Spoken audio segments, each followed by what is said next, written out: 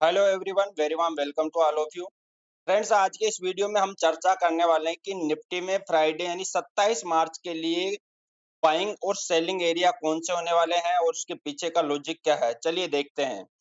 ये निफ्टी का मैंने 10 मिनट का चार्ट ओपन किया है और यदि कल निफ्टी फ्लैट ओपन होता है और फ्लैट ओपन होने के बाद में ये जो एरिया मार्क कर रखा है, ये जो रेंज है, इसमें आपको बुलिश साइन मिले और बुलिश साइन के बाद में यदि 23,450 का लेवल ब्रेक होता हो, 23,450 का लेवल ब्रेक हो, एक 10 मिनट या 15 मिनट की कैंडल इसको ब्रेक करे तो यहाँ से आप लॉन्ग ट्रेड देख सकते हो और आपका टारगेट होगा 23,750।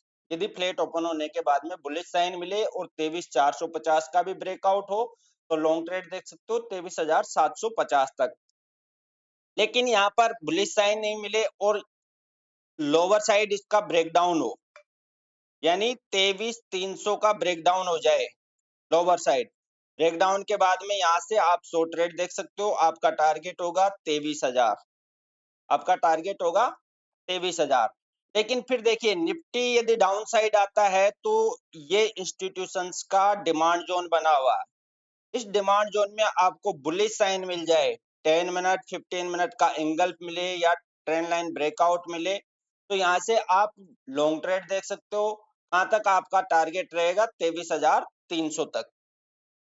ये तो हो गया फ्लैट ओपन होने की सिचुएशन में। अब मान लीजिए निफ्टी गैप डाउन होता है तो उस सिचुएशन में क्या करोगे? देखिए, निफ्टी गैप डाउन होता है और गैप डाउन होने के बाद में थोड़ा ऊपर जाता है तो ये रेंज एक रेजिस्टेंस की तरह वर्क करता हुआ आपको दिखाई दे सकता है। यहाँ पर बेयरिश साइन मिले तो यहाँ से अगेन आप शॉर्ट ट्रेड ले सकते हो।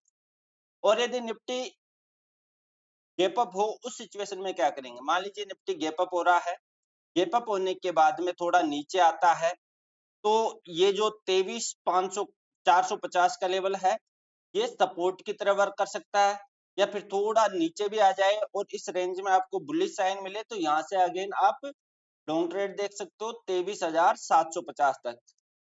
और मान लीजिए गैप अप होने के बाद में निफ्टी ऊपर ही जा रहा है तो जो ये एरिया है 23,750 से लेकर के 23,850 तक, इस एरिया में आपको बियरिश साइन मिल जाए तो यहाँ से आप शॉर्ट ट्रेड देख सकते हो, क्योंकि ये इंस्टीट्यूशंस का स्ट्रॉन्ग सप्लाई जोन है, डेली का मूविंग एवरेज है यहाँ पर 20 पीरियड का।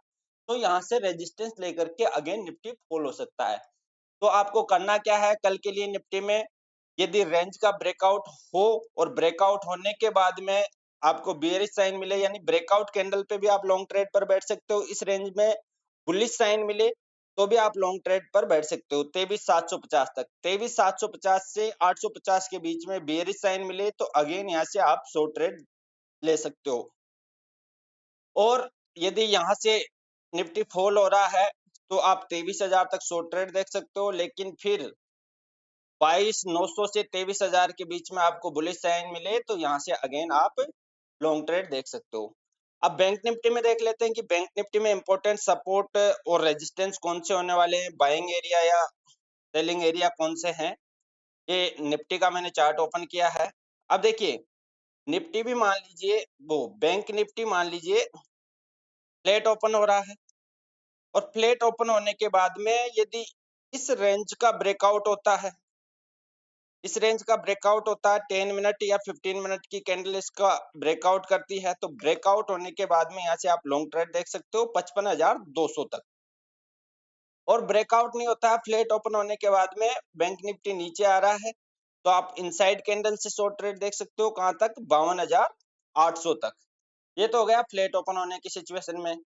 अब अगर मान लीजिए बैंक निफ्टी गैप डाउन हो जाता है, बैंक निफ्टी यदि गैप डाउन हो रहा है तो ये रेंज, ये जो कल का ये इंटायर रेंज है सेकंड हाफ का, ये रेंज रेजिस्टेंस की तरह वर्क कर सकता है। जैसे गैप डाउन हो रहा है बैंक निफ्टी और इस रेंज में आपको बेयरिश साइन मिले तो यहाँ से आप शॉर्ट ट्रेड देख सकते हो 52,800 तक।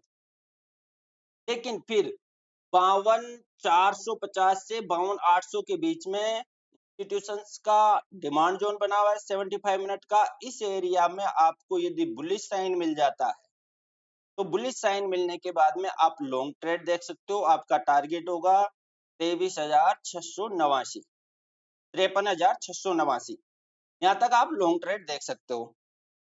और फिर ये लेवल भी ब्रेक होता है 54,113, तो अगेन यहाँ से फिर आप लॉन्ग ट्रेड देख सकते हो। ये हो गया लॉन्ग कहाँ से देखना है, ये जो डिमांड जोन बना हुआ है, इस डिमांड जोन में आप लॉन्ग यदि बुलिश साइन मिले तो लॉन्ग ट्रेड देख सकते हो। अब मान लीजिए यदि बैंक निफ्टी गैप अप होता है, उस सिचुएशन में क्या करोगे? बैंक निफ्टी गैप अप होता है, गैप अप होने के बाद में थोड़ा नीचे आए, तो ये जो आज का ये जो कल वाला इंटायर रेंज है, ये रेंज एक सपोर्ट की तरह वर्क कर सकता है। यहाँ पर आपको बुलिश साइन मिले तो यहाँ से आप लॉन्ग ट्रेड देख सकते हो, कहाँ तक? 55,200 तक। लेकिन फिर यदि बैंक निफ्टी 55,200 पर पहुंच जाता है, तो 55,200 से लेकर के 55,600 के बीच में बैंक निफ्टी में इंस्टीट्यूशंस का सप्लाई जोन बना हुआ है, और ये प्रीवियस सपोर्ट भी रेजिस्टेंस की तरह वर्क कर सकता है। तो इस एरिया में 55,200 से 55,600 के बीच में आपको बियरिश साइन मिले, यानी बियरिश इंगल्फ हो, या फिर किसी ट्रेंड लाइन का ब्रेकडाउन हो, या फिर मोमेंटम हो जाए इस प्रकार एक रेड कैंडल, और उसके बाद में आपको इनसाइड कैंडल मिले, तो यहाँ से फिर आप अगेन शॉर्ट ट्रेड देख सकते हो। आपका फर्स्ट टारगेट हो जाएगा 54,100। और फिर यदि ये रेंज, ये जो कल वाला रेंज है, इसका भी ब्रेकडाउन होता है, तो फिर यहाँ से अगेन आप शॉर्ट ट्रेड देख सकते हो 52,800 तक। दोस्तों, यदि जो मैं निफ्टी और बैंक निफ्टी का एनालिसिस आपको प्रोवाइड कर रहा हूँ आपके लिए हेल्पफुल हो, तो वीडियो को लाइक कर दे। और यदि आप लाइव मार्केट अपडेट पाना चाहते हो तो आप हमारे टेलीग्राम चैनल को ज्वाइन कर सकते हो, जिसका लिंक आपको वीडियो की डिस्क्रिप्शन में मिल जाएगा। आज के लिए इतना ही दोस्तों, मिलते हैं कल फिर नेक्स्ट वीडियो में।